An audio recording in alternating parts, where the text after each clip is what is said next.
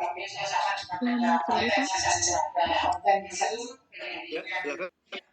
Di sana ada nggak bisa? Aku mati juga. Izin share screen ya. Silakan. Saya kira ini untuk kelompok IPA ini apakah sudah hadir nih anggotanya nih, sahabat saya cek dulu, kakek Ibu, Putra, Daton? Hadir, Bu. Nah, jadi yang kedua untuk bilang oke. Kemudian Afrifa, Octavianus Nainggolan. Hadir, Bu. Oke, ya. Yang kelihatan kepalanya Aceh. Yang berikutnya adalah Rudi Franciscus Situmorang. Hadir, Bu. Ya, jadi keempat anggotanya untuk lima ini sudah hadir semua. Nah, kemudian untuk partisipannya ada 36, jadi masih ada lagi 2 yang belum muncul. Bisa kita tunggu ya, saya kira. Boleh deh. Ini hari ini ya, dan seterusnya sebetulnya sih ya, kelas ini milik kalian. Jadi sekarang miliknya grup 5. Ya, kita serahkan waktunya. Dan semuanya ini untuk mengatur jalannya diskusi kita. Kami akan diatur oleh berempat ini ya. Gilang, Afrifa, dan juga ada Rudy. Saya persilakan waktunya. Dari grup Oke, silakan. Tempatnya. baik, Bu. Izin share konten. Oke, dicek dulu ya suaranya nih. Halus suaranya kakek nih. Kakek suaranya agak di siap, gitu deh. Prakteknya itu loh, suaranya harus gede-gede. Pas. Izin share konten, Bu. 1, 2, 3. Ya, oke, coba satunya dicek dulu ya, teman-temannya ya suaranya. Silakan, dan saya cuma ngikutin aja ya. Oke, silakan diatur dan sidangnya ini. Baik, terima kasih atas waktunya. Saya izin share konten sebentar. ASSWORD 1, 2, 3.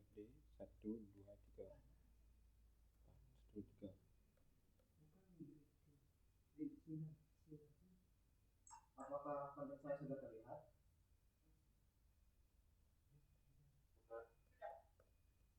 Baik, jadi baik, Om Swastiastu, Assalamualaikum warahmatullahi wabarakatuh. Salam sejahtera bagi kita semua. Salam sehat.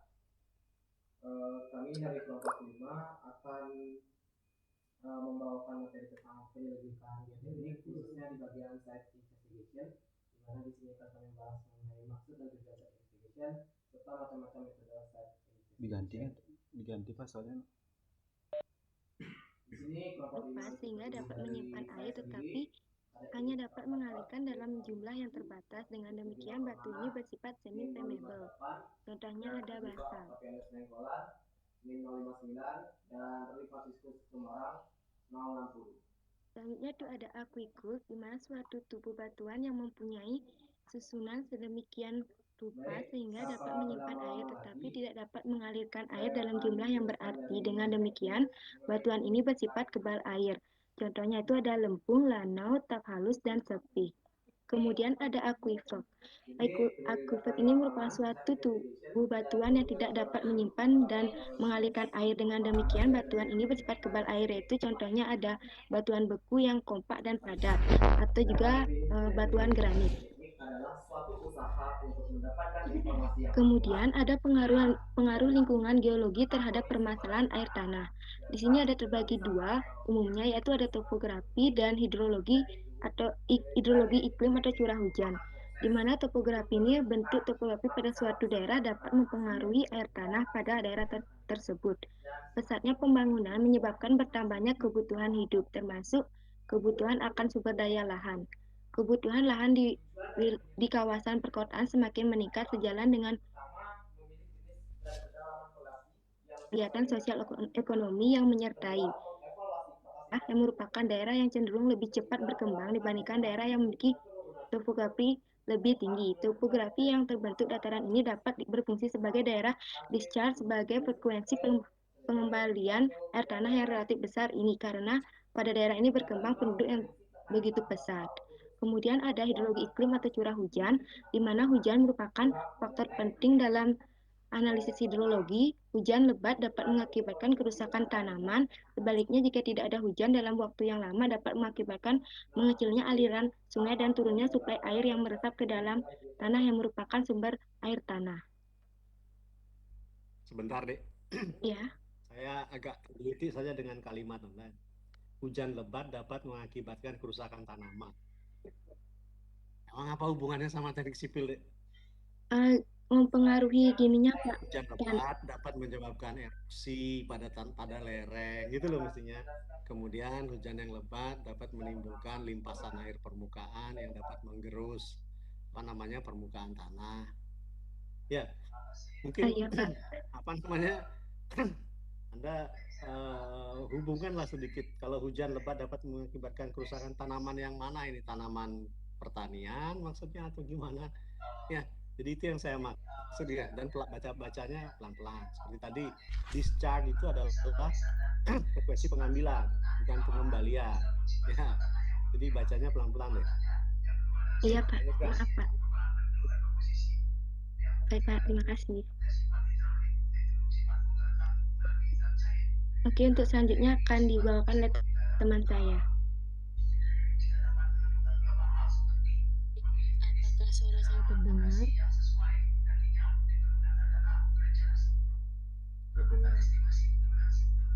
Halo, apakah suara saya terdengar? Terdengar, Sin. Ya, terdengar, Sin. Baik, selanjutnya yaitu penyebab timbulnya masalah air tanah. Yaitu yang pertama, pengambilan air tanah.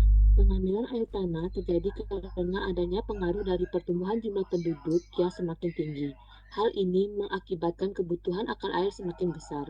Kebutuhan air yang besar mendorong manusia untuk mencari pengganti air sungai yang merupakan sumber utama air bersih, yang mulai tercemar oleh berbagai macam limbah.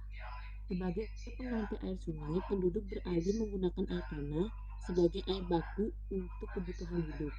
Sebagai imbas dari peralihan penduduk yang menggunakan air sungai ke air tanah sebagai air bersih, maka muncul banyak sumur-sumur gali dan dilakukan pengeboran sumur untuk kegiatan industri yang memerlukan banyak air untuk melakukan proses produksi.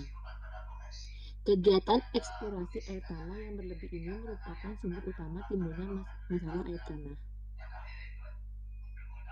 Next.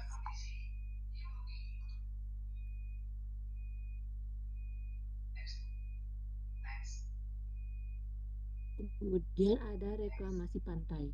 Pertumbuhan penduduk yang demikian pesat sementara lahan atau wilayah yang ada tidak bertambah akan memberikan dampak kepadatan penduduk yang akhirnya muncul perebutan penguasaan lahan, kebutuhan air maupun dampak sosial lainnya. Oleh karena pemekaran kota ke arah daratan atau horizontal sudah tidak memungkinkan lagi, alternatif yang ditempuh adalah pemekaran ke arah vertikal dengan membangun gedung-gedung pencakar langit dan rumah-rumah susun.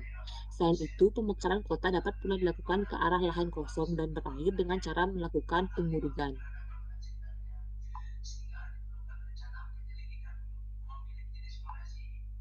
Kemudian perkembangan kawasan industri. Kawasan industri merupakan kawasan yang paling banyak menggunakan air tanah untuk melakukan proses produksi.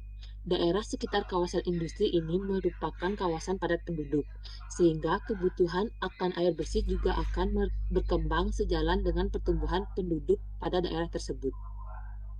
Kemudian ada pemanfaatan air tanah yang berlebih. Amblesan, salah satu akibat dari eksploitasi air tanah secara besar-besaran adalah penurunan muka air tanah. Amblesan tanah atau land subsidence tersebut merupakan fenomena alami karena adanya konsolidasi tanah atau penurunan permukaan tanah akibat pematangan lapisan tanah yang umurnya masih muda.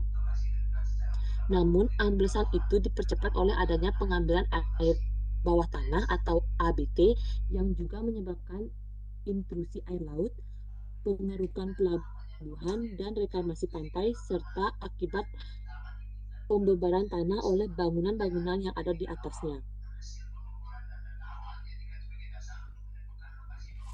Next.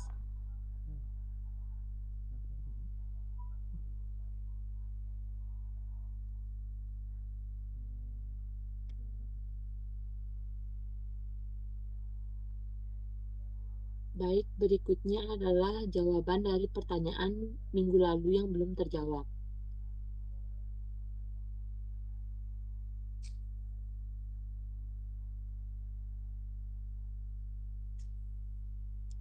Untuk penanya pertama ada Michael Leonardo dari NIM akhir 007. Apakah air tanah mesti diperhatikan dalam teknik sipilan dan pengaruhnya dalam pembangunan? Di dalam teknik sipilan, air tanah sangat perlu diperhatikan karena air tanah merupakan salah satu sumber air yang kualitas dan kuantitasnya cukup berpengaruh terhadap teknik sipilan. Apabila air tanah mengalami eksploitasi akan mengakibatkan hambatan secara besar-besaran. Hal ini akan mempengaruhi ketahanan bangunan sekitarnya sehingga menjadi tidak seimbang. Atau juga dengan contoh lain itu ketika melakukan kegiatan pengerukan basement itu diperlukan untuk juga kestabilan air tanah. Untuk Michael Leonardo, apakah bisa diterima?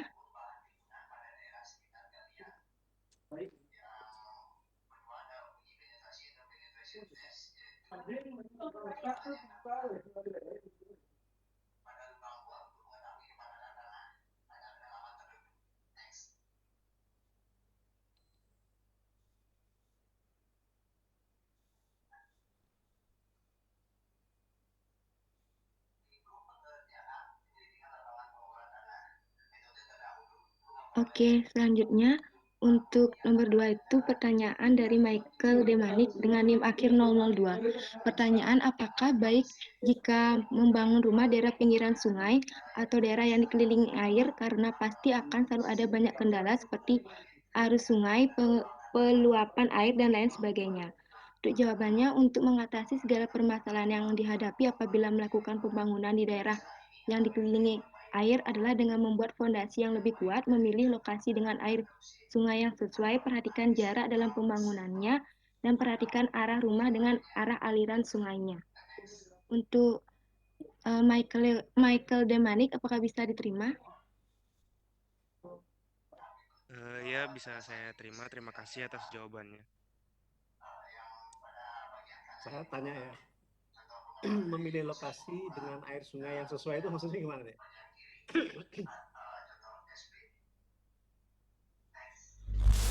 Menjawab pertanyaan Bapak, saya mendapatkan jawaban tersebut referensinya di internet.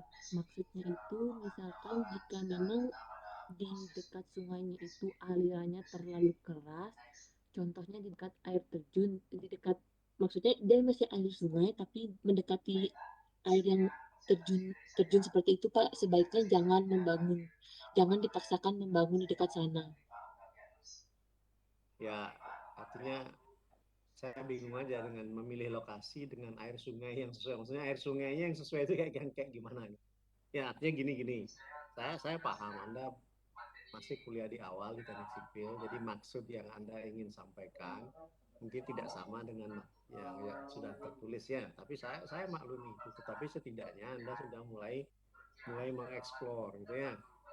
Sebenarnya kalau pertanyaannya kalau membangun rumah di pinggir sungai boleh nggak? Ya boleh saja, tapi beberapa hal harus diperhatikan ya.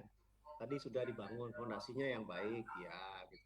Kemudian membangun apa, dinding penahan tanah mungkin atau normalisasi sungai dulu gitu ya. Jadi banyak hal ya. Sebagian sudah ditulis, cuman mungkin cara menyampaikannya yang kurang kurang pas saja. Oleh sebab itu makanya saya menanyakan. Jadi maksudnya mungkin lokasi sungainya yang harus dilihat ya, apakah sungainya itu pada kemiringan yang cukup bersudut gitu ya, artinya lerengnya cukup curam gitu sehingga airnya cenderung cepat ya, kemudian berpotensi mengalami atau memberikan potensi erosi sehingga rumahnya Contoh misalkan seperti yang di Lampung 2 bulan yang lalu gitu, itu membangun di lereng gitu ya. Kemudian ada limpasan air yang tiba-tiba besar gitu ya, dari tali-tali air akhirnya menggerus fondasi, meskipun fondasinya sudah kuat ya, tapi yang digerus bukan fondasinya, tetapi tanah di bawah fondasinya yang digerus. Akhirnya 2 rumah besar runtuh dalam waktu yang sangat singkat ya, kurang dari beberapa menit gitu sudah habis semua ya.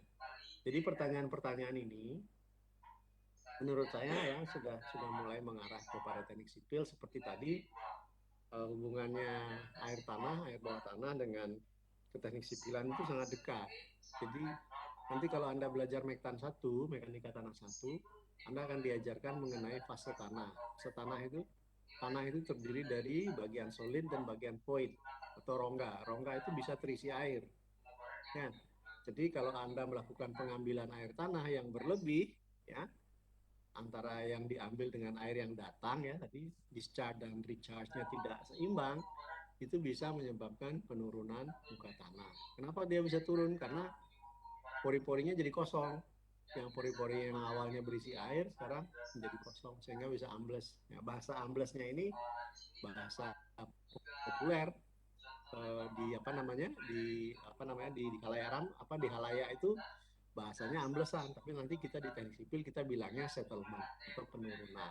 Penurunan itu akibat diambilnya air bawah tanah secara signifikan, besarnya, volumenya. Nah, seperti itu. Nah, nanti Anda akan dapat pelajaran itu mengenai air bawah tanah. Anda juga akan dapat topik tentang rembesan dan pengaliran di bawah tanah. Tidak semua tanah atau batuan dapat mengalirkan air. Tadi sudah dijelaskan mengenai aquifer. Ya, aquifer itu adalah lapisan tanah atau batuan yang mudah melewatkan air. Ya, dia menyimpan, kemudian dia mampu mengalirkan air. Kemudian kalau Anda buat sumur ya, terus ketemu aquifer ya suatu keberuntungan, sumur Anda nggak bakalan bisa kering. Kemudian ada aquitard. Ya. Aquitard ini bisa menyimpan air, tetapi kemampuannya tidak sebesar aquifer untuk menyimpan dan meloloskan air. Kemudian ada aquiclude, ya, dan seterusnya. Ada aquifuge. Kemudian ada batuan yang benar-benar kebal ya, kalau istilah Anda kebal air, atau kalau kita sebut sebagai impermeable ya, sangat tidak mudah ditembus oleh air, atau bahkan mustahil air itu bisa menembus. Nah, ini ada untung ada ruginya gitu. Kalau sebagai tempat simpanan atau tampungan air dia sama sekali tidak berguna. Tetapi kalau Anda membangun bendung, tubuh bendung, itu harus pada batuan yang impermeable seperti ini, supaya air Anda tidak lewat, air yang Anda tampung itu tidak merembes melewat batuan. Jadi semua punya benefit dan limitasi. Jadi semua hal ini perlu diketahui karena suatu ketika ini akan menjadi bagian dari pengetahuan yang mensupport latar belakang Anda di teknik sipil. Ya, itu tambahannya. Silakan lanjutkan.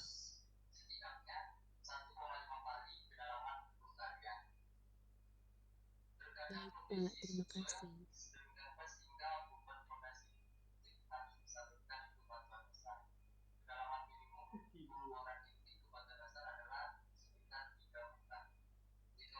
Oke, dilanjutkan untuk pertanyaan dari Safina Aulia Magrifa, NIM akhir 030.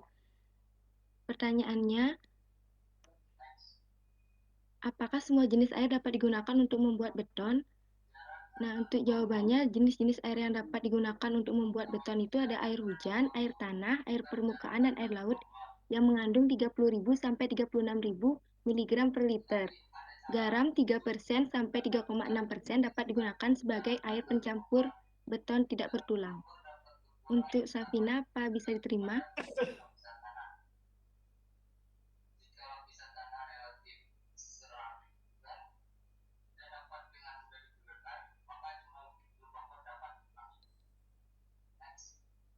Baik, selanjutnya. Baik, bisa diterima. silakan silakan cek di nanti Anda dapat konstruksi beton dan analisa struktur beton bertulang ya PSBB. Nanti akan Anda dapat belajar lebih banyak di situ mengenai berapa persennya itu sudah ada ininya ya, sudah ada SMI-nya ya. Kayaknya yang terbaru ada SMI tahun 2012 kalau silakan lanjutkan. Baik Pak, terima kasih.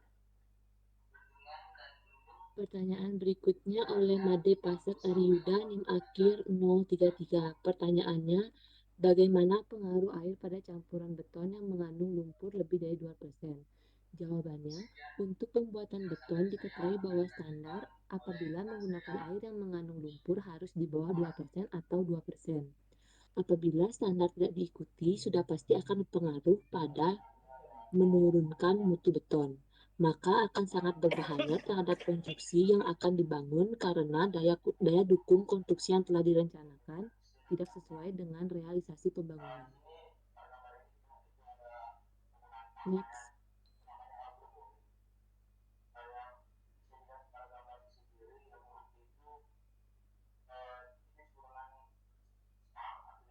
Kemudian ditambahkan oleh Ninyoman Minati Sukardina NIM akhir 033. Jawabannya, apabila lumpur lebih dari 2%, maka dapat mengurangi daya lekat dan juga mengembang pada saat pengecoran karena bercampur air dan juga bisa menyusut pada saat beton mengeras karena air yang terserap lumpur menjadi kurang. Untuk Pasek Ariyuda, apakah bisa diterima? Baik. Karena sudah dijawab di kolom komentar, saya lanjut ke pertanyaan berikutnya. Pertanyaan oleh Igusti Putu Arya Jawedana NIM akhir 037. Pertanyaannya, pada syarat-syarat air beton tadi dijelaskan air untuk beton bebas dari alkali. Sedangkan pada presentasi lalu dijelaskan oleh Bapak dosen air tanah bereaksi dengan alkali.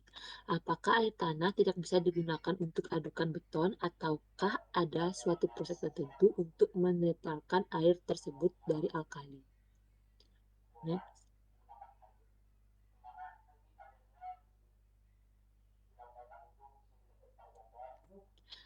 Jawabannya, alkali dalam kimia adalah suatu garam ionik basa dari suatu unsur kimia alkali logam atau alkali tanah. Ada yang mendefinisikan suatu alkali sebagai suatu zat basa yang larut dalam air. Larutan alkali mempunyai pH lebih dari 7. Alkali tanah adalah unsur-unsur yang terletak di golongan 2A pada sistem periodik unsur. Adapun unsur-unsur yang termasuk dalam alkali tanah adalah berelium, magnesium, kalsium, strontium, barium, dan radium. Be merupakan unsur alkali tanah yang tidak bisa bereaksi dengan air. Sementara itu, Mg bisa bereaksi dengan air namun lambat. Untuk Ca, Sr, dan Ba sangat mudah bereaksi dengan air, layaknya unsur alkali. Air akali populer karena disebut-sebut mengandung tingkat pH yang lebih tinggi dibandingkan air biasa. Jika air biasa umumnya mengandung pH netral yaitu 7, air akali mengandung pH sebesar 8 atau 9. Next.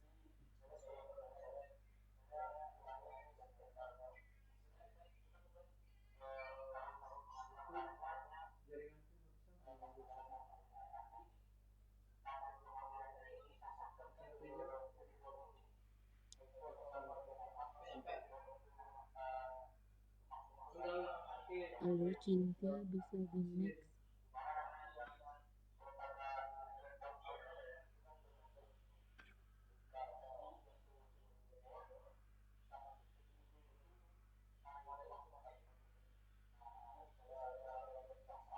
Gimana? Pada umumnya, air yang digunakan untuk pembuatan beton adalah air dengan pH 7. Begitupun dengan standar pengujian di lab.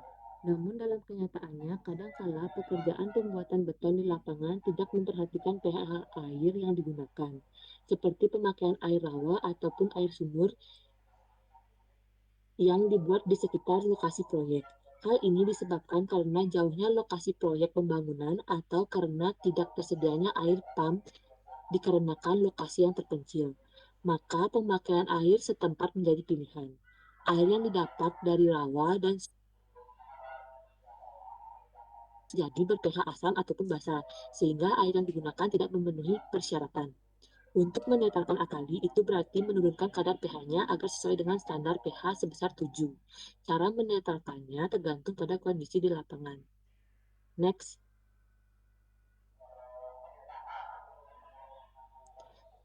Cara menetralkan pH tanah secara alami, salah satu cara yang bisa Anda lakukan yaitu dengan menambahkan belerang. Menetralkan pH basa pada tanah dilakukan dengan memberi sulfur atau belerang. Pemberian belerang bisa dalam bentuk bubuk belerang ataupun bubuk sulfur yang mengandung belerang hampir 100%.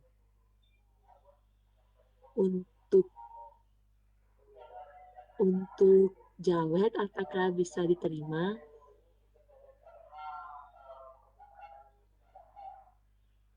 Baik, karena sudah dijawab di kolom komentar, saya lanjutkan ke penanya berikutnya.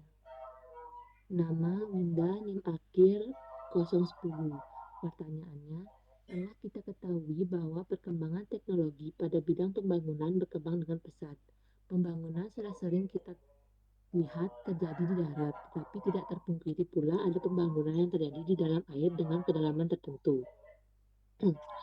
Adanya pembangunan di dalam air, misalnya pelabuhan yang terjadi di pantai, apakah ada dampak negatif yang sangat berisiko terhadap kelangsungan usia bangunan, dan apa yang dapat kita lakukan untuk memperminim risiko tersebut? Jawabannya, dampak negatif yang berisiko dari pembangunan air laut tentunya menyebabkan pembangunan retan yang mana kandungan air laut ini mengandung garam sehingga dapat mengkikis infrastruktur laut. Selain itu, pembangunan di tepi pantai juga dapat merusak ekosistem laut seperti halnya daerah yang semula menjadi tempat hidup biota laut telah digantikan oleh infrastruktur sehingga ekosistem menjadi rusak. Terumbu karang pun terancam akibat infrastruktur. Adapun solusi yakni diharapkan pembangunan infrastruktur harus sesuai dengan Undang-Undang Pembangunan Laut. Next.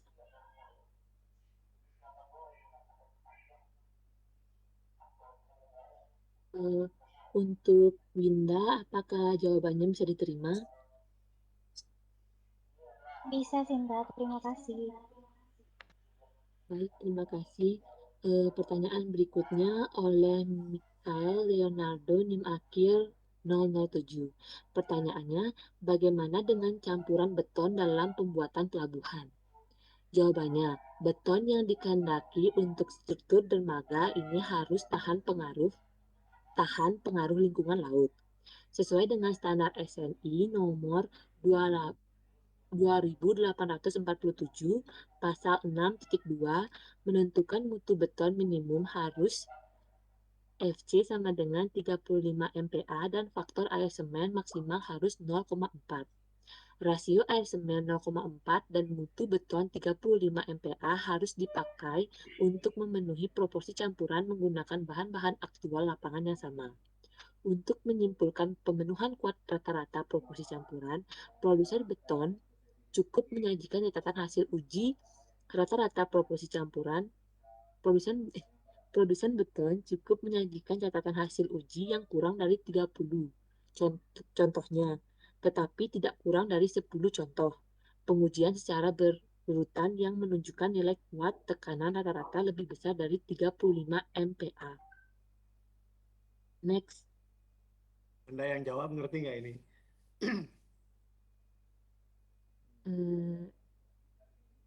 Kalau kan izin menjawab pertanyaannya Pak. Kalau mengukurnya saya tidak mengerti, tapi kalau dari bacaan untuk standarnya yang saya mengerti harus mengikuti standar aja Pak. Kalau di bawah dari 35 kembali ke MPa. slide yang sebelumnya. Saya bantu jawab karena Anda sepertinya belum membaca seperti tadi 30 contoh itu maksudnya 30 benda uji ya. Jadi gini, bagaimana pembuatan campuran beton dalam pembuatan pelabuhan. Pelabuhan itu nanti bisa ada dua ya, pelabuhan di air tawar, kemudian pelabuhan di air asin. Kalau di danau airnya tawar. Mungkin bisa pakai semen yang tipe 1. Jadi arahnya ke semennya ya.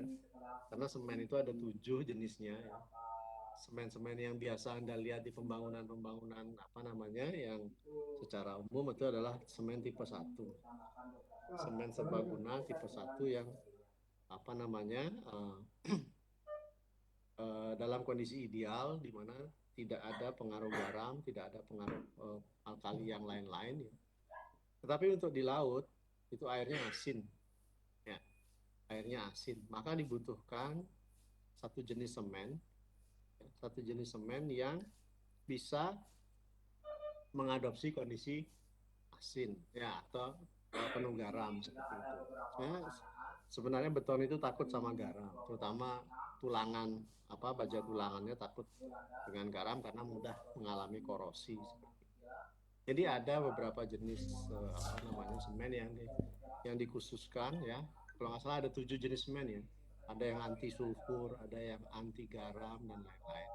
Nah, untuk konstruksi khusus seperti ini itu biasanya sudah dirancang untuk materialnya adalah material yang tahan terhadap garam. Ya. Nah, mengenai kuat tekannya tidak harus 35 MPa. 35 MPa itu kecil itu.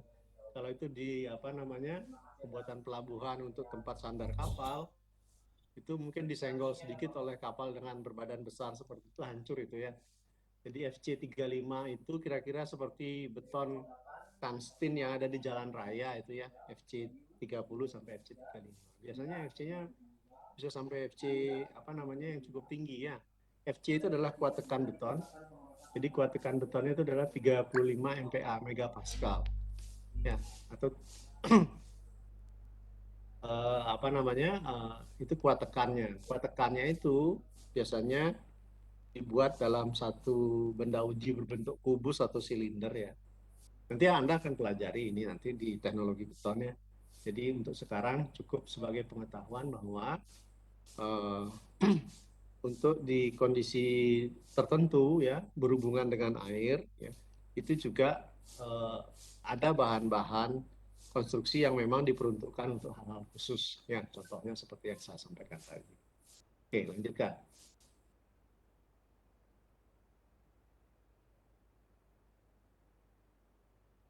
Lanjut aja. Baik, ya. Pak. Bila Masih ada? proyek Oke. Kesimpulan. Kesimpulan, peran air sangat penting bagi kehidupan, khususnya pada materi saat ini. Air berperan dalam keteknik sipilan sebagai unsur penting pengolahan bahan konstruksi. Setelah ditelaah lebih dalam, jenis kandungan air tidak selamanya sama sehingga mempengaruhi kualitas yang dapat dihasilkan. Dengan demikian, jenis air yang dapat digunakan harus sesuai dengan syarat-syarat mutu air untuk meminimalisir kegagalan dalam pengolahan bahan konstruksi. Oke, saya kira cukup ya untuk air sebagai bahan konstruksi ya. Nanti akan ada beberapa pandangan yang lain mengenai hubungan tadi mesti seperti air tanah itu ya. Itu bagus ulasannya, lebih dekat kepada geologi dan lebih dekat kepada sipil. Oke, terima kasih yang presentasi. Silakan lanjutkan dengan dengan presenter berikutnya supaya materinya segera bisa dituntaskan.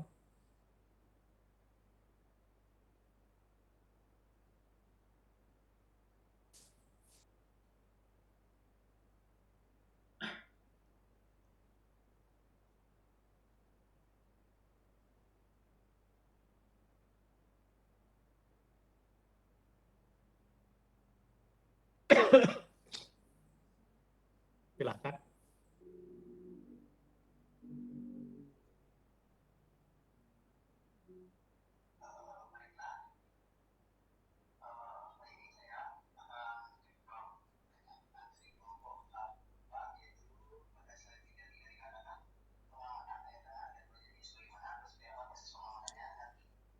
Halo, selamat sore Pak. Suara saya bisa terdengar? Oke, silakan deh.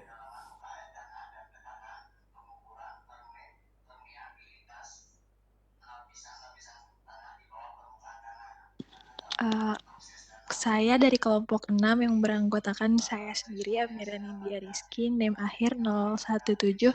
dan Muhammad Fatan Fauzian NIM akhir 001. Di sini ingin mempresentasikan hidrologi.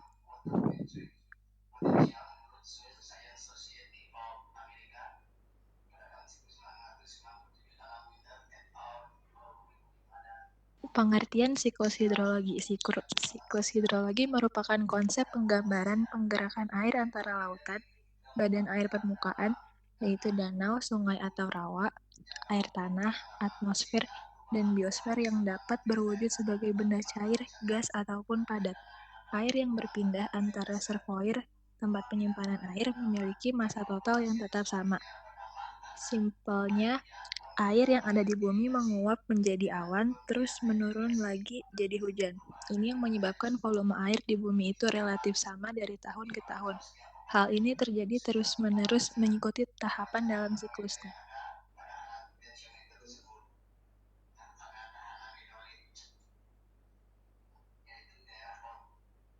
Proses siklus hidrologi. Seluruh air yang ada di bagian bumi manapun akan menguap, lalu air ini akan berubah menjadi awan di langit.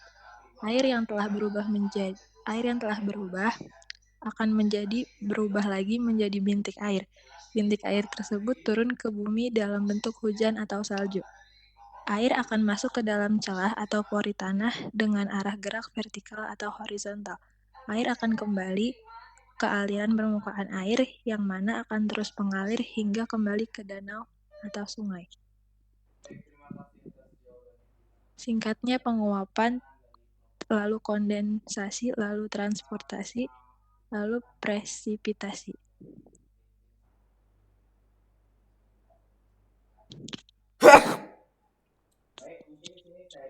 Macam-macam penguapan. Evaporasi adalah proses berubahnya zat cair menjadi uap air yang terjadi pada air permukaan, seperti laut, sungai, danau, waduk, reservoir, dan samudra. Transpirasi adalah penguapan air dari tumbuh-tumbuhan melalui pori-pori daun, yaitu stomata. Faktor-faktor yang mempengaruhi transpirasi adalah sebagai berikut. Yang pertama itu evapotranspirasi, yaitu kombinasi antara evaporasi dan transpirasi adalah proses penguapan air dari permukaan tanah ke atmosfer yang berarti penguapan dari seluruh air dan makhluk hidup. Yang ketiga, perencanaan fondasi memerlukan penentuan sejarah geologi pada suatu daerah. Kondensasi yaitu proses perubahan uap air menjadi tetes-tetes air yang sangat kecil. Proses ini disebut juga pengumpulan menjadi awan. Transporasi, awan yang terbentuk akan berpindah ke tempat tertentu, yaitu tempat yang memiliki suhu lebih dingin. Dan yang terakhir, presipitasi, yaitu proses mencairnya awan menjadi segala bentuk curahan air atau hujan akibat suhu udara yang tinggi.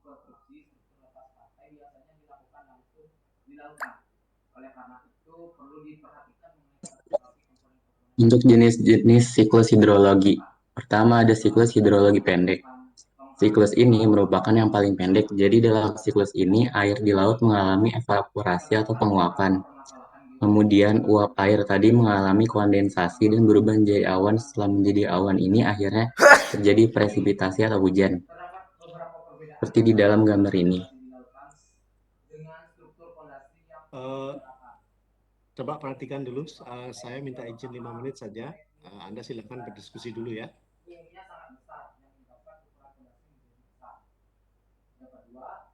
Silakan lanjut deh.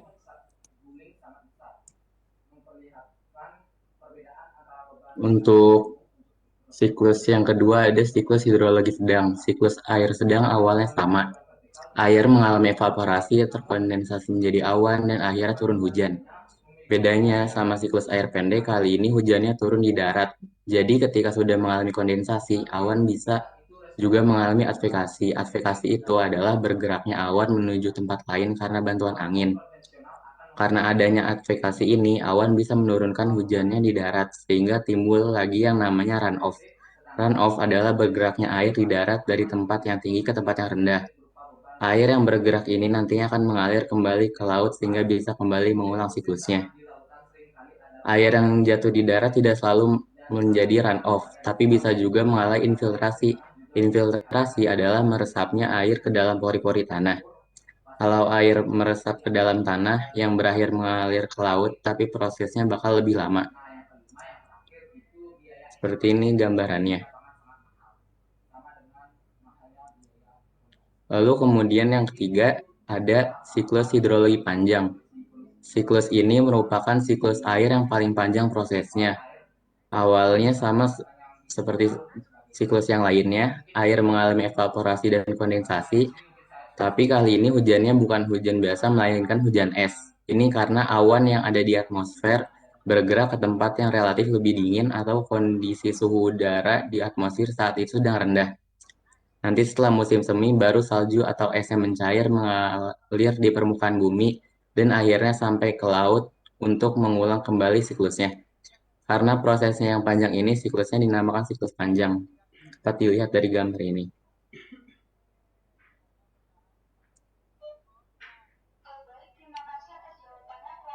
Baik, untuk yang ingin bertanya silahkan.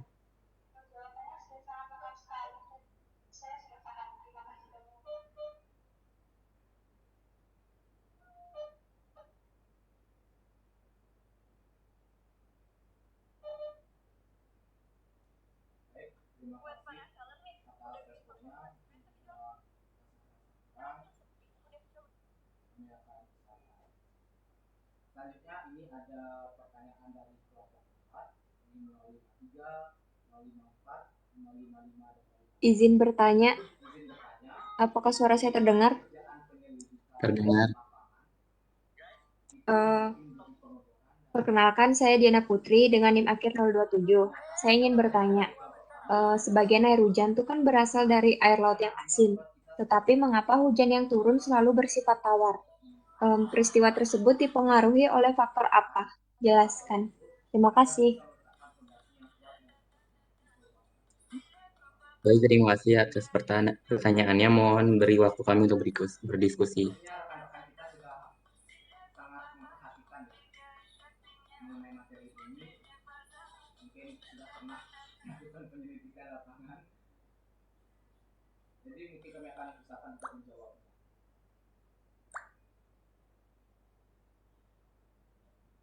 Untuk kelompok 3, mohon maaf,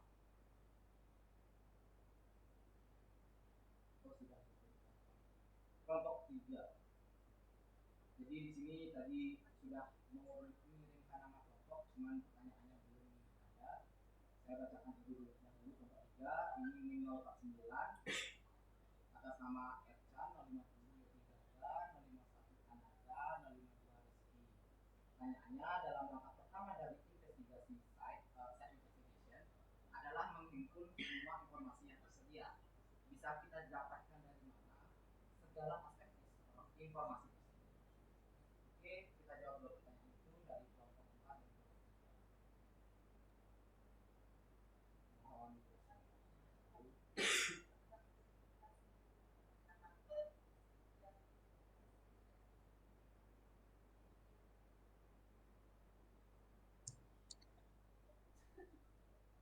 Baik, jadi untuk jawaban pertanyaannya itu, penguapan air laut menjadi air hujan itu disebabkan oleh matahari. Menurut informasi yang saya baca, rata-rata kawasan laut seluas 1 meter persegi mendapatkan energi matahari sebesar 1 kilowatt.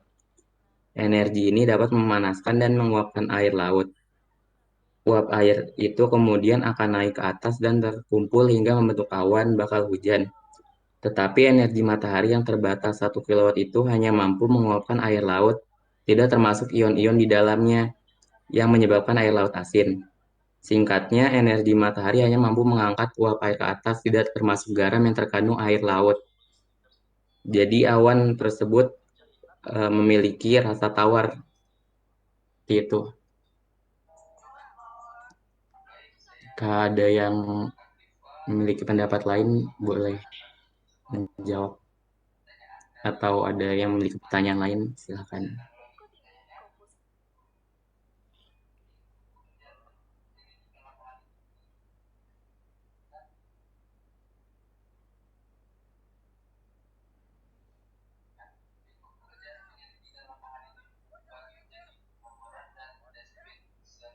Tes, saya ingin izin menambahkan sedikit saja mengenai pertanyaan yang sebelumnya tadi. Boleh, Daniel. Sorry, saya bisa Iya, dengar. terdengar. Baik, terima kasih. Untuk analogi sederhananya itu dapat dilihat saat pembuatan garam dari air laut. Saat air lautnya itu mau dibuat jadi garam kan katakanlah dia dijemur dalam matahari, yang hanya tersisa hanyalah butiran-butiran atau kristal-kristal garamnya saja, sedangkan airnya itu menguap seperti yang dijelaskan pada siklus-siklus sebelumnya. Sekian segitu aja yang bisa saya tambahkan. Terima kasih.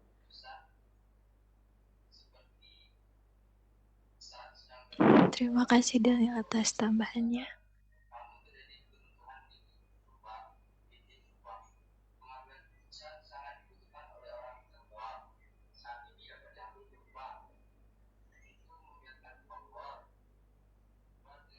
Selanjutnya ada pertanyaan dari Tessa. Kan jenis siklus hidrologi terbagi menjadi 3. Pertanyaan saya, apakah ada faktor penyebab terjadinya pembagian siklus tersebut? Terima kasih. Terima kasih pertanyaannya Tessa. Mohon beri kami waktu untuk berdiskusi sebentar ya.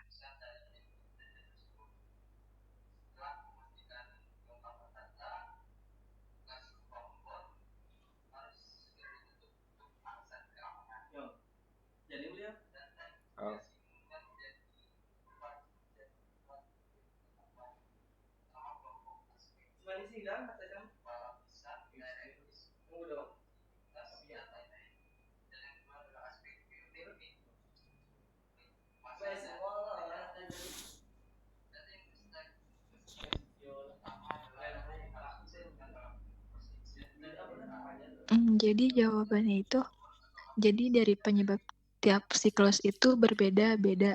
Seperti yang dijelaskan bahwa siklus pendek terjadi di mana setelah penguapan. Hujan terjadi di perairan langsung. Maksudnya itu terjadinya di tempat terjadi di mana setelah penguapan, jadi hujannya terjadi di tempat perairan langsung itu yang dimaksud itu di lautan. Kalau sedangkan di mana awan tertiup angin ke daratan sehingga hujan berada di daratan. Dan yang panjang itu di mana awan bergerak ke titik lebih tinggi dari biasanya sehingga menyebabkan hujan es yang menyebabkan prosesnya lebih panjang.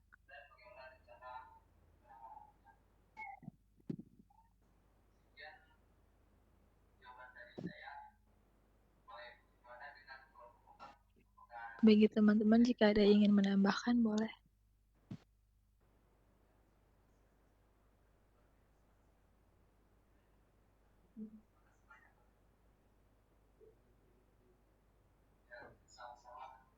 Izin bertanya.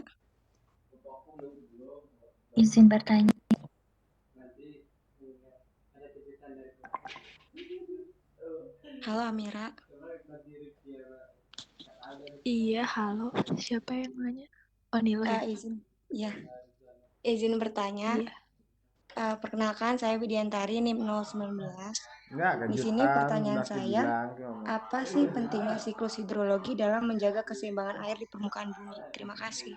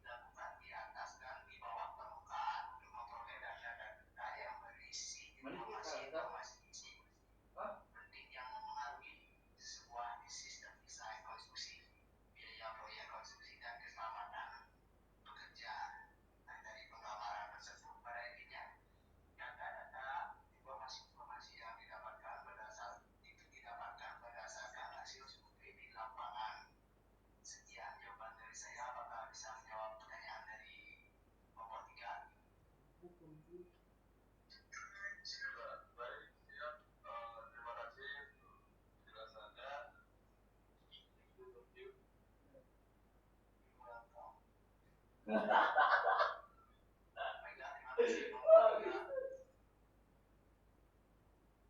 kan? Baik, terima kasih atas dua pertanyaan tadi dari kelompok 9 dan kelompok 4 dan kelompok 3 yang sudah kami sampaikan. Selanjutnya kelompok 9 NIM 077 sampai 079 dari atas nama Puspa, Deo, Richard, dan Rahel. Pertanyaannya. Nila, terima kasih pertanyaannya. Untuk jawabannya mohon tunggu sebentar ya.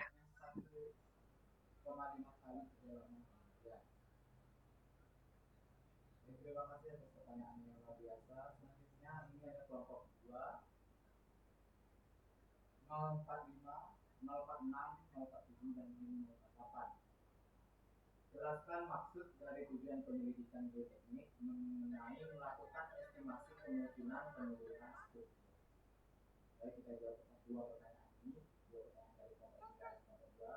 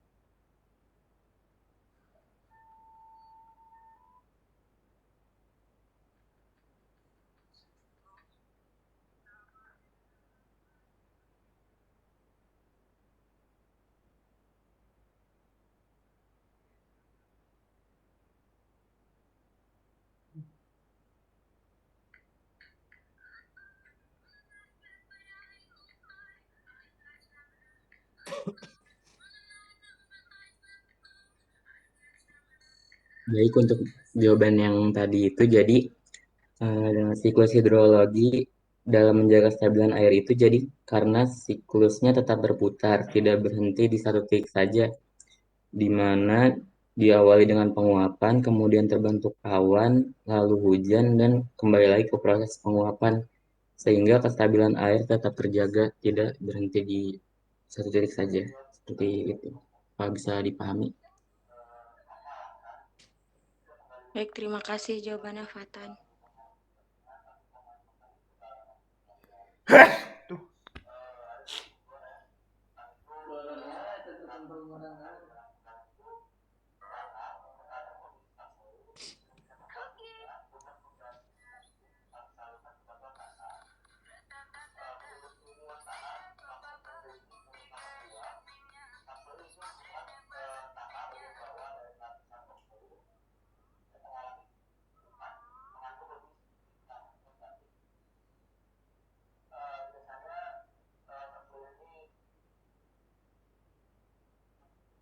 Di kolom komentar ada pertanyaan dari Juliani.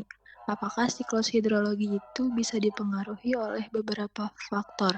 Dan jika ada, bisa dijelaskan faktor apa saja yang dapat mempengaruhi siklus hidrologi tersebut? Terima kasih Juli pertanyaannya.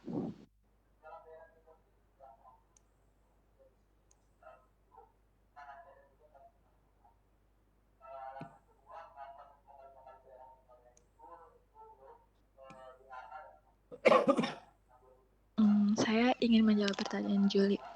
Iya, siklus hidrologi dapat dipengaruhi oleh beberapa faktor yang biasa disebut faktor meteorologis, seperti sinar matahari, udara, kelembapan, suhu air, kecepatan angin, tekanan udara, dan lain sebagainya. Contohnya seperti di Afrika yang letak jarak antara perairan dan daratan yang jauh, jadi menyebabkan curah hujan yang sedikit dan mengakibatkan kekeringan, sehingga tidak terjadi penguapan melalui tanah dan hanya bergantung pada evaporasi. Faktor lainnya juga disebabkan oleh adanya deretan pegunungan yang bisa menyebabkan awan tidak dapat melewati daerah tersebut, sehingga harus terus naik agar bisa melewati pegunungan.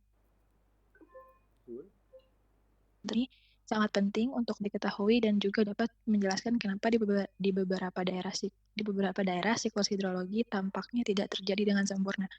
Apakah sudah terjawab, Juli?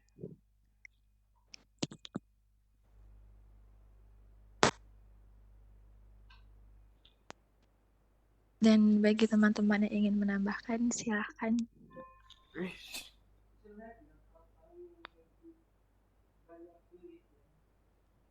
Apakah Anda sudah membahas tentang iklim dalam hubungannya dengan siklus hidrologi?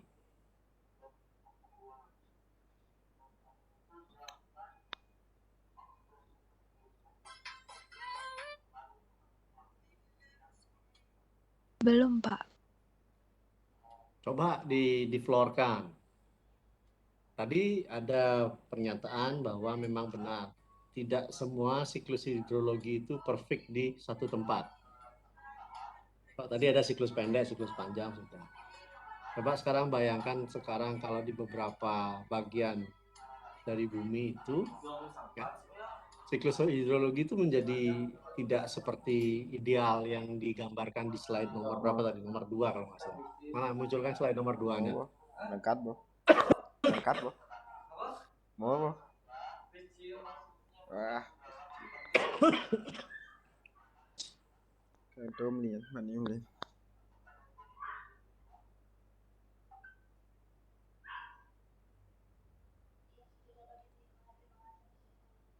Gambar tadi ada gambar siklus hidrologi.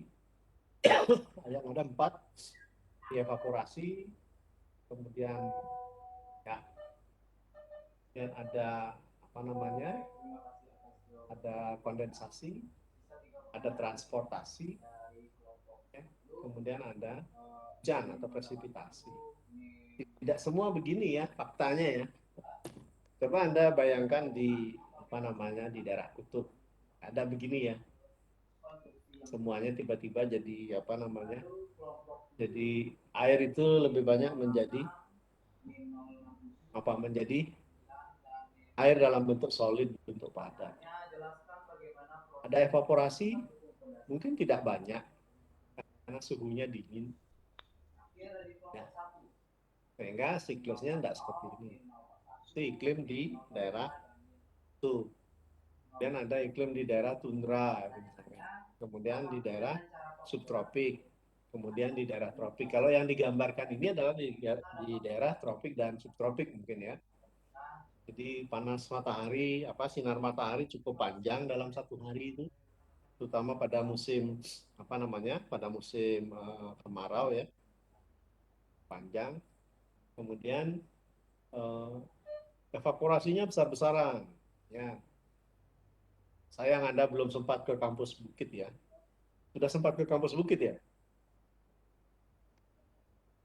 Belum, Pak. Nah, belum. Di kampus kita di program studi teknik sipil, di situ ada stasiun pencatat curah hujan dan evaporasi yang ditempatkan oleh BMKG Balai 3 ya. Balai 3 BMKG yang ada di Bandara Ngurah Rai itu menempatkan satu stasiun pencatat curah hujan, kemudian kecepatan angin, kemudian kolam kolam evaporasi, ya, sehingga bisa diketahui berapa evaporasi yang terjadi di daerah Bukit atau di sekitar kampus kita. Nah, jadi di situ Anda bisa lihat ya, jadi siklus ini benar-benar bisa terjadi kalau di kondisi tropik. Kalau di subtropik mungkin tidak sesempurna siklus hidrologi yang di kondisi tropik.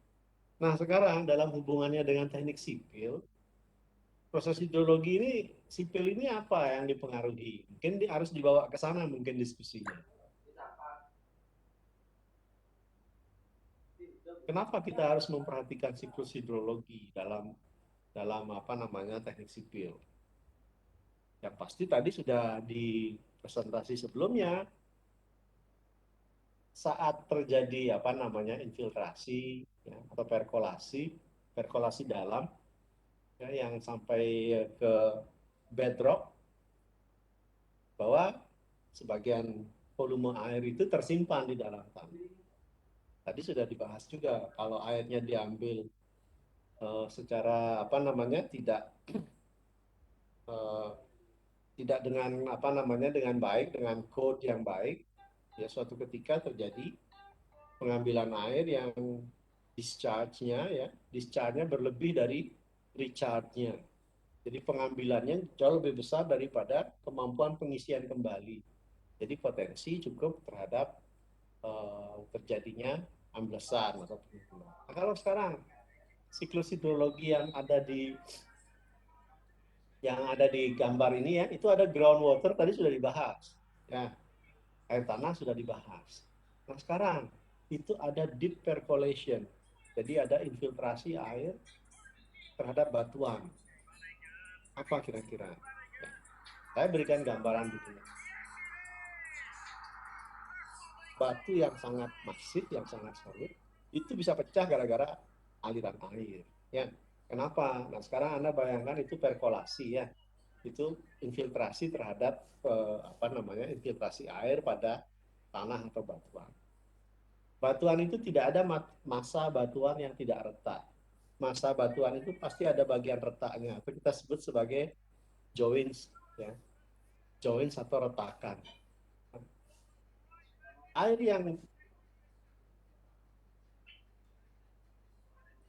perkolasi ke dalam itu biasanya bawa butiran tanah, ya, atau mineral tanah. Tadi disebut mineralnya sudah banyak, salah satunya kali, ada Ca, ada Mg. Nah, itu bisa merusak batuan. Merusaknya itu kayak gimana? Di awal kuliah sebelumnya kita sudah bicara dengan siklus batuan. Nah, batuan itu atau tanah itu ya terbawa oleh air, kemudian masuk ke joints dari batuan, kemudian terdeposit di dalam retakan itu. Ingat, batuan lempung atau tanah lempung itu bisa mengalami pengembangan atau swelling. Ya, dari retakan rambut itu bisa menjadi retakan yang lebih besar. Bisa menjadi retakan lebih besar dan suatu ketika bisa menjadi sesar, patahan. Seperti itu ya. Jadi cukup signifikan ya kalau Anda belajar hydrogeology. Jadi geologi tentang hubungan geologi dengan air ya. Ini kan Anda ngomong hidrologi, ini ngomong air saja. Tapi kalau berhubungan dengan geologi itu ada namanya hidrogeologi. Nah, hidrogeologi itu salah satunya adalah membahas bagaimana peran air itu dalam atau interaksinya air dengan tanah atau batuan. Itu sangat penting. Ya, longsor-longsor yang terjadi pada bukit atau pegunungan batuan, salah satunya akibat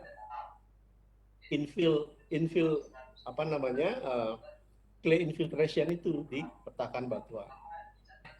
Jadi kesannya sepele, kok air bisa sampai meretakkan batuan. Bukan airnya yang meretakkan batuan, tetapi airnya yang membawa mineral lempung yang sangat ekspansif, bisa mengembang dan bisa menyusut. Karena proses siklus yang berulang dalam waktu geologi, ingat ya, waktu geologi itu tidak sama dengan waktu manusia. Jadi waktu manusia itu 100 tahun itu sudah lama sekali, tapi kalau bagi waktu geologi 100 tahun itu tidak ada artinya. Nah, kondisi-kondisi ini yang salah satu contoh dari proses hidrologi, khususnya mengenai hidrogeologi, ya, itu sangat berpengaruh. Oleh sebab itu, kalau Anda suatu ketika melakukan penyelidikan tanah atau penyelidikan batuan dalam hubungannya dengan kebutuhan perancangan di teknik sipil, itu sangat diperhatikan kedudukan dari groundwater itu atau kedudukan muka air tanah, ya, kemudian pengaliran air di dalam tanah. Itu sangat signifikan terhadap stabilitas suatu lereng. Ya, jadi mekanismenya cukup panjang, tetapi itu adalah fakta dan logik yang bekerja pada proses pelahukan secara umum. Jadi sangat dekat hubungannya. Ya. Kemudian kalau untuk yang lain bagaimana? Surface water. atau air permukaan. Jadi air permukaan ini maksudnya adalah air limpasan yang ada di permukaan. Akibat apa? Akibat presipitasi, akibat hujan. Nah, yang dikendalikan di sini adalah bagaimana mengelola air permukaan, dalam hal ini adalah air limpasan ya. Kalau Anda mendesain jalan, Anda pasti akan membuat drainase. Ya. Supaya jalannya tidak tergenang, kemudian air yang ada di jalan itu di perkerasan itu masuk ke drainase. Kan tidak bisa berhenti sampai drainase. Drainase itu harus mengalirkan air itu ke satu tempat.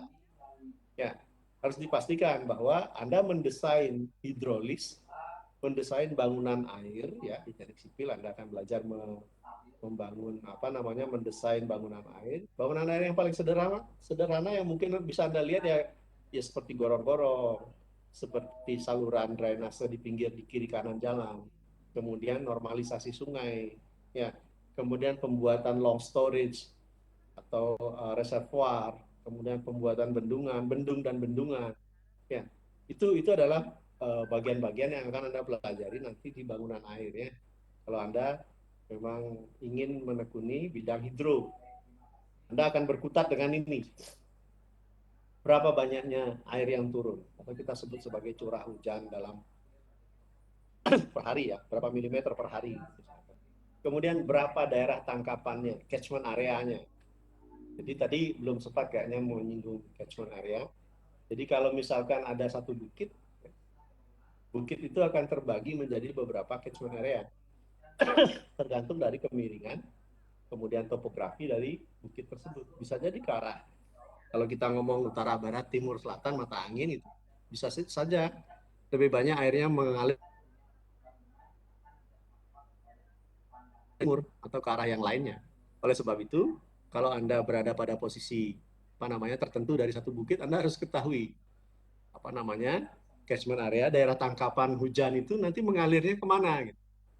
Ya, itu penting. Nah, contoh yang saya sebutkan tadi, bahwa di Lampung itu ada longsor akibat hujan yang tidak berhenti selama 3 hari, 3 malam. Nah, itu salah satunya mengenai pengelolaan air di permukaan.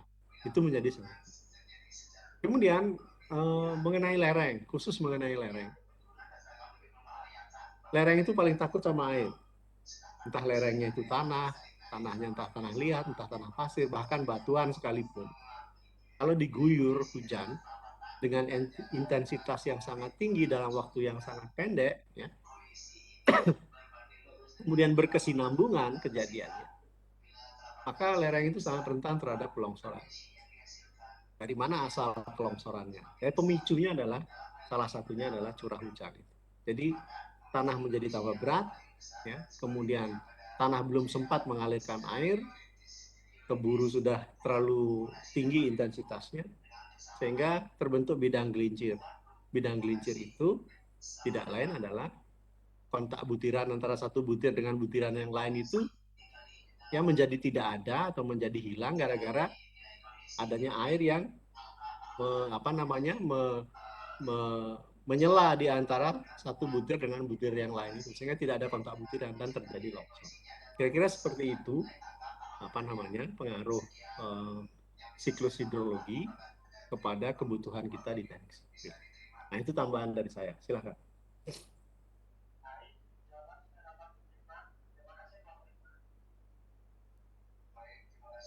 Baik, Pak. Terima kasih atas tambahannya. Selanjutnya, di kolom komentar ada pertanyaan dari Kadek Sintiasi, NIM akhir 005. Sebelumnya dijelaskan terdapat 3 jenis hidrologi, meliputi siklus hidrologi pendek, sedang, dan panjang. Pertanyaannya, bagaimana dampak dan pengaruh dari ketiga siklus hidrologi terhadap kehidupan? Jawabannya akan disampaikan oleh teman saya, Fatan. Kepada Fatan dipersilahkan.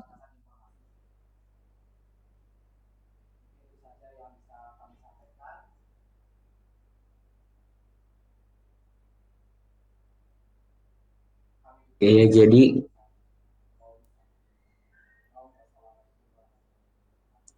kalau ditanya dampak dari siklus hidrologi terhadap bumi itu, melalui siklus hidrologi tersebut ketersediaan air di bumi jadi terjamin.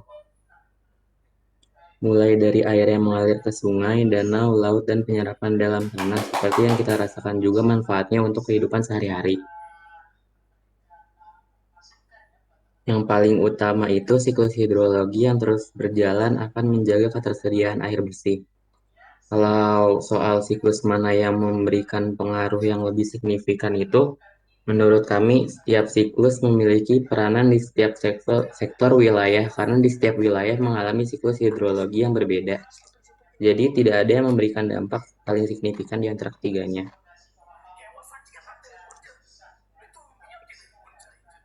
Mungkin Anda harus bicara tentang pengelolaan ya. Pengelolaan, jadi kalau Anda mengatur siklus hidrologi mungkin sudah mulai bisa sedikit ya. Jadi manusia mulai membuat hujan buatan ya, memaksa apa namanya, karena evaporasi terjadi, cuman tidak terjadi kondensasi. Sekarang dibantu melakukan kondensasi dengan penaburan garam dan lain-lain, itu sudah mulai dilakukan ya di beberapa tempat yang curah hujannya kurang atau curah hujannya berlebih. Jadi untuk curah hujan yang berlebih apa namanya mungkin diarahkan dari sesuai dengan arah angin gitu ya. Jadi diberikan apa namanya, saya nggak tahu detailnya seperti apa gitu. Jadi diberikan satu bahan kimia sehingga entah bahan kimia yang mana saya nggak ngerti ya, jangan tanya, saya nggak ngerti beneran apa namanya. Tapi kalau untuk mempercepat kondensasi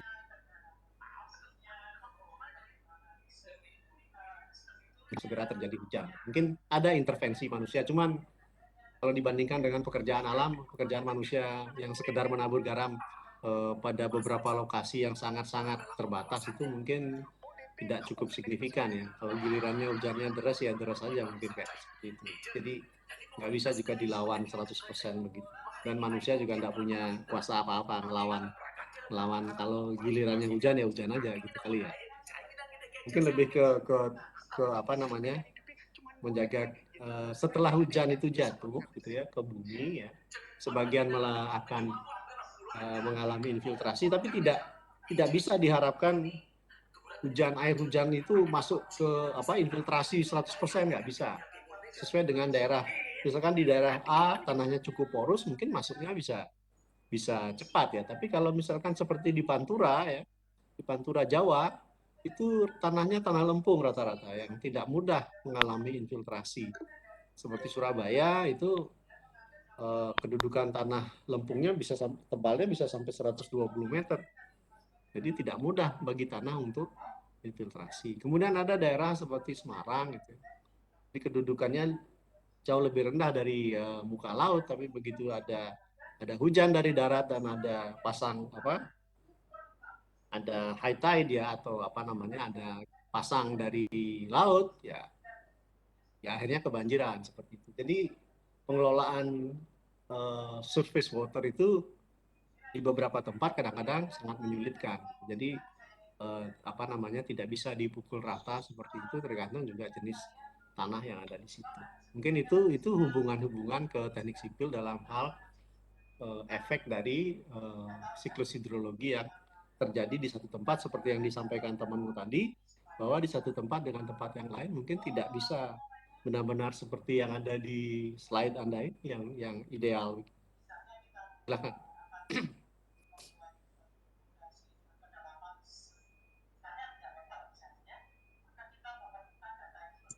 Terima kasih Bapak. Apakah yang lain ada yang ingin bertanya lagi?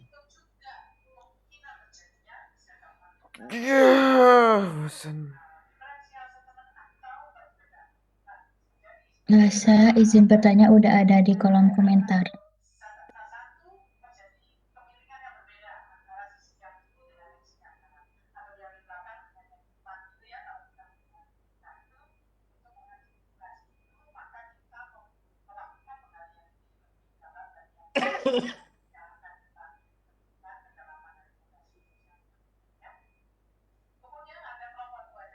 Mohon maaf tadi yang bertanya siapa ya? Saya 026.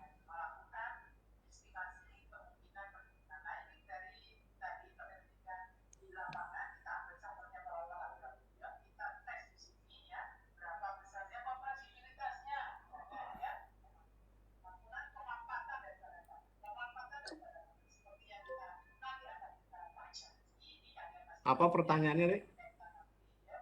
Coba disampaikan aja daripada lama nunggu. Baik, Pak. Saya akan sampaikan, saya Sri Satria Dewi, akhiran NIM 026. Kan yang ini di slide pertama itu kan ada miniatur pembuatan siklus air tersebut. Nah, kemudian apa yang terjadi ketika es batu diletakkan di atas plastik wadah berisi air? Terima kasih, Pak.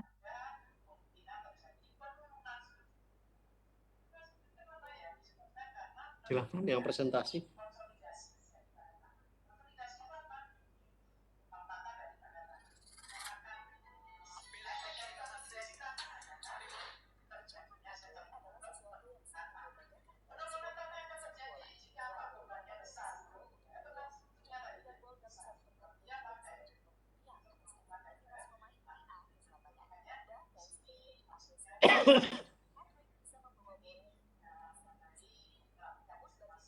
Maaf, apa pertanyaannya bisa diulang?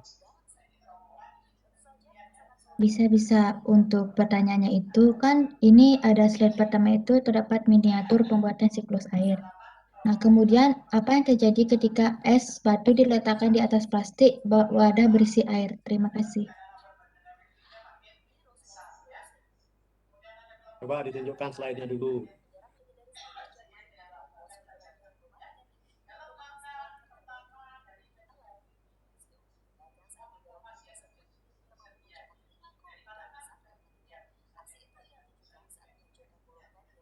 Apa yang dimaksud dengan pertanyaan tadi itu? Tujuannya kayak apa pertanyaan tadi?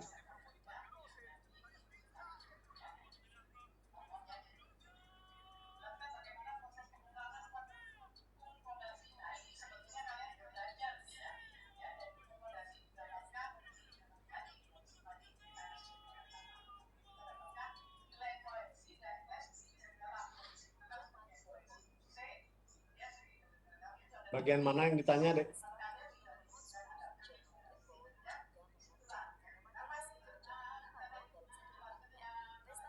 Bagian yang saat es batu itu bisa gini Pak, ketika es batu itu diletakkan di atas wadah di atas plastik yang berisi air itu dia bakal kayak gimana kayak gitu Pak.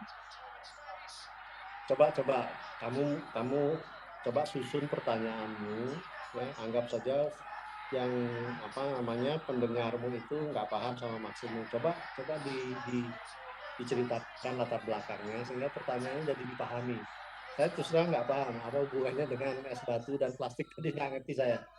Coba disusun kalimatmu seperti kamu buat paragraf. Nah, ini cara berkomunikasi tertulis ya, misalkan seperti Anda kan harus menyampaikan latar belakangnya apa.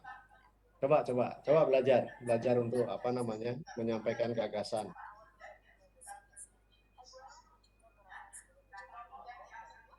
Baik Pak, tunggu sebentar. Atau kamu punya gambarnya, punya sketsanya, bisa disampaikan. Kadang-kadang apa yang kita maksudkan tidak sama dengan pemahaman orang lain seperti itu.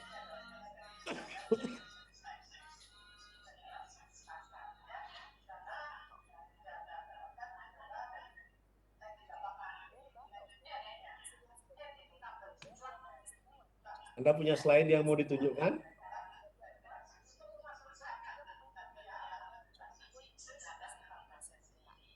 Supaya kita lebih paham maksud pertanyaan Anda.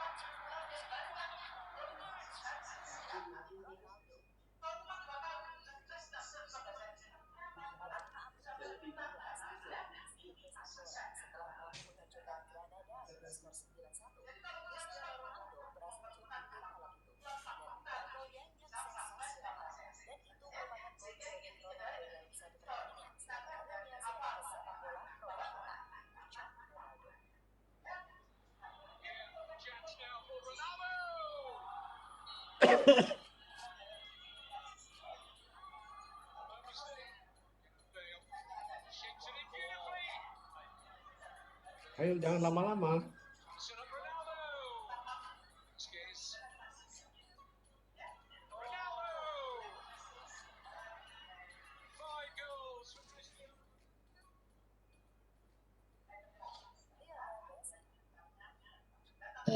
Amira coba cari yang slide pertama.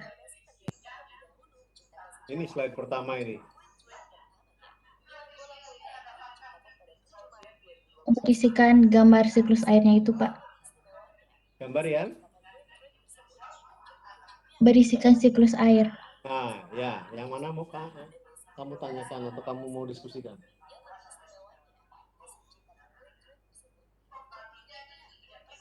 Yang di sini dah Pak, kan biasanya tuh kan ada kayak penyubliman, terus es itu kalau air hujan menjadi kayak gini tuh jadinya kayak apa? Yang gimana? Saya susah jelasinnya kayak Pak. gitu tuh yang mana? Coba kamu udah anak kuliahan masa gitu ngomongnya? Subjeknya mana? Ya anggap aja diskusi akademik kan nggak bisa ngomong yang kayak gini kayak gitu.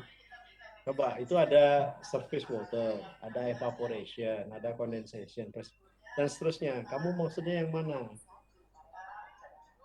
Dari mana ke mana? Dan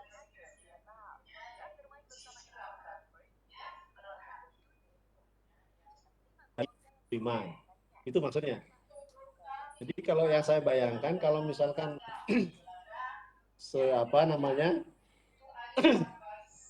satu masa es begitu kamu tempatkan di satu tempat, kemudian di sekelilingnya menjadi ikut basah. Mungkin begitu maksudnya. Itu kondensasi. Iya, Pak. Ya? Iya, kayak gitu. Oh, kayak gitu. Ya, coba belajar menyampaikan idemu itu supaya orang lain paham, sehingga diskusinya bagus. Saya dari tadi paham maksudnya. Kenapa esnya di dalam kok yang basahnya di luar gitu ya. Itu kondensasi sama kayak kaca mobil tuh kalau kamu naik mobil. Di dalamnya panas gitu ya, kamu tidak menyalakan AC, tapi di luar saat itu terjadi hujan, kacamu berembunnya di dalam, karena di dalam lebih panas daripada di luar. Nah, itu proses kondensasi. Yang itu yang dimaksud.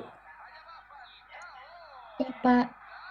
Nah, kalau kamu ada AC di rumah, ya coba deh di luar itu kan ada apa namanya kayak pipa-pipa penghantar udara yang dingin. Ya, biasanya ada kayak pipa-pipa yang dari dari tembaga itu mengantarkan dingin. Itu biasanya terjadi pengembunan di luar. Karena di luar lebih panas daripada dari udara yang mengalir itu. Nah, itu proses kondensasi. Ya, jadi apa yang kamu contohkan tadi itu maksudnya proses kondensasi. Ya, itu maksudnya, Dek. Iya, Pak. Ya, saya pesan ya, besok-besok kalau ingin menyampaikan ide itu, ya kalau ngobrol sama temenmu bolehlah begitu. Ya, artinya sepanjang subjeknya sama-sama diketahui, sama-sama memahami subjeknya. Tapi kalau subjeknya belum dipahami, kamu cerita dulu. Jadi semacam narasi pendek begitu 1 atau 2 kalimat sehingga orang paham subjeknya apa, kemudian baru. Ya ini sekalian sekalian belajar menyampaikan pendapat yang sifatnya akademik gitu ya. Jadi orang teknik juga harus pinter menyampaikan idenya supaya bisa menjual gitu idenya. Kalau ide yang disampaikan sebenarnya ide bagus tapi menyampaikannya dalam dalam format yang kurang mudah dipahami oleh orang lain, nanti idenya ditinggal sama ya. Oke ya, gitu ya. Iya Pak, terima kasih. Oke, lanjut lagi. Masih ada waktu 5 menit.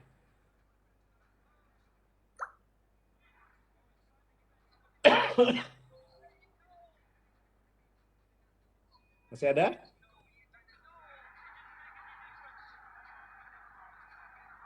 Oke, kalau tidak ada, jadi minggu depan apa topiknya, Dek, sesuai RPS, Dek?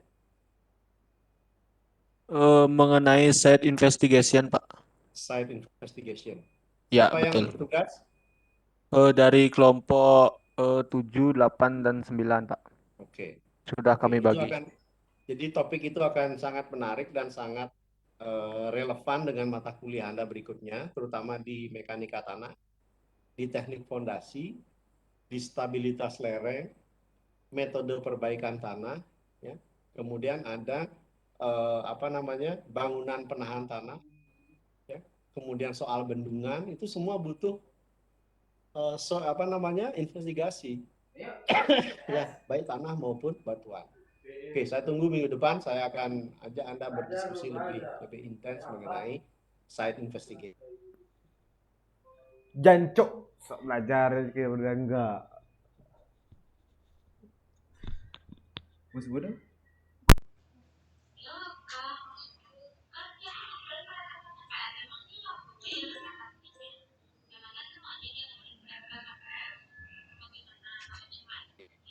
Karena tidak mengadakan PS, ya. Jadi saya minta keaktifan Anda untuk diskusi satu dengan yang lain. Tidak ada yang lebih pintar dari satu dengan yang lainnya, semua sama-sama belajar. Sedangkan YouTube print pakai ini di Sakti itu print yo. Selamat sore, Pak. Selamat sore, Pak. Selamat sore, Pak. Terima kasih. Selamat sore, Pak. Terima kasih. Selamat sore, Pak. Terima kasih. Selamat sore, Pak. Selamat sore, Pak. Terima kasih, Pak. Cuma masalah di kalau pas ada presentasi kok galaknya kok Buat itu ganggu